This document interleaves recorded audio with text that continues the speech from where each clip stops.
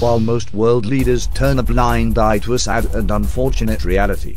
Christian persecution still continues worldwide. When the North Korean government stated on Saturday it was entering a state of war with South Korea, a large number of refugees, mostly Christians, once again began fleeing across Chinese border in hopes of avoiding more suffering and starvation from the hardline communist regime. But even though Christians can be found fleeing to China in hopes to escape persecution, they are in actuality running into another persecution hotspot. China's government is engaged in a three-phase campaign to eradicate Protestant house churches. In 2013, Christians continue to be persecuted in the Middle East, Asia and Africa through church attacks, blasphemy accusations and murders. Meanwhile, an Egyptian mosque is turned into a house of torture for Christians after a Muslim Brotherhood protest. February the 13th, 2013. A gruesome double murder mystery in New Jersey unravels. The victims are reportedly Egyptian Coptic Christians from Jersey City, but their remains were found buried in a town southwest of Philadelphia. The accused Muslim killer shot and killed the victims, severed their heads and hands, and buried them in a backyard, all because of their Christian faith. And in Egypt, a court has sentenced a Christian family to 15 years in prison for converting from Islam. An Egyptian newspaper reports a woman and her 7 children were sentenced last week under the Muslim Brotherhood regime. The new leadership even targeted the clerks who processed the family's new identity cards. Alarmed human rights advocates say it's a sign of things to come. Hudson Institute's Center for Religious Freedom calls Egypt's new Sharia-based constitution, quote, a real disaster for religious freedom there. On March the 17th, 2013, a Vietnamese church leader reportedly died in police custody after being severely beaten and possibly electrocuted. Also, news reports surfaced out of Saudi Arabia that raised the red flag for Christian, as Saudi Arabia declares destruction of all churches in region. March the 28th, 2013. Another Christian has died while in detention in Eritrea. Sources reporting the death indicated that about 45 other believers are held in horrendous circumstances in dungeon-like cells at Allah. They are enduring severe military punishment because they are unwilling to stop their Protestant religious practice. March the 27th, 2013. Muslims tore down the barely finished walls of the Batak Protestant church near Jakarta, Indonesia.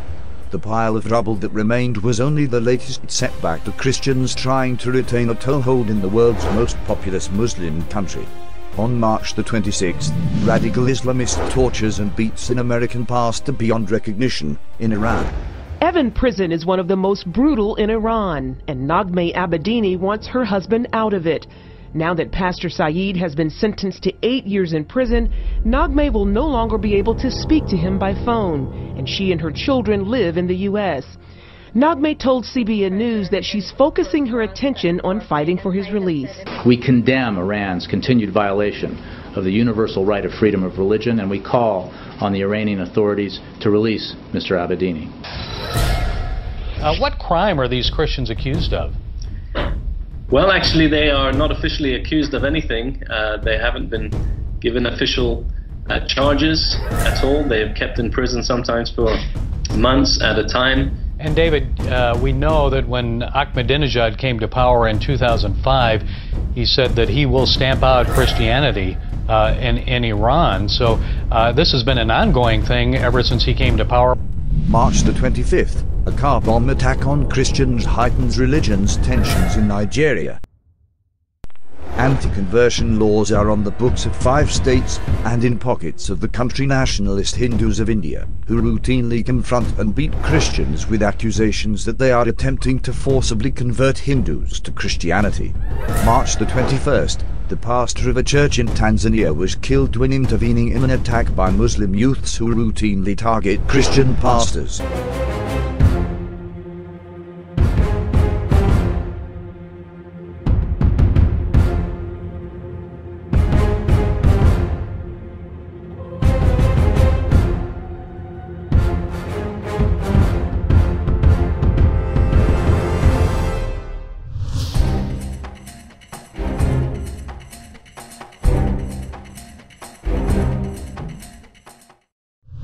St. John 15:18 and 19.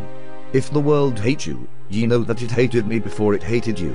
If ye were of the world would love his own, but because ye are not of the world, but I have chosen you out of the world, therefore the world hates you.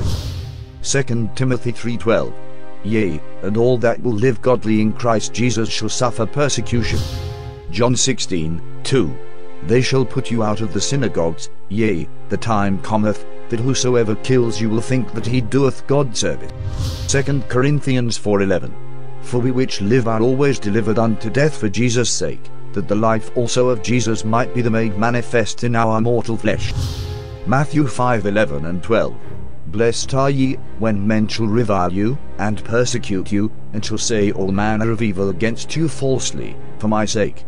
Rejoice, and be exceedingly glad, for great is your reward in heaven, for so persecuted they the prophets which were before you.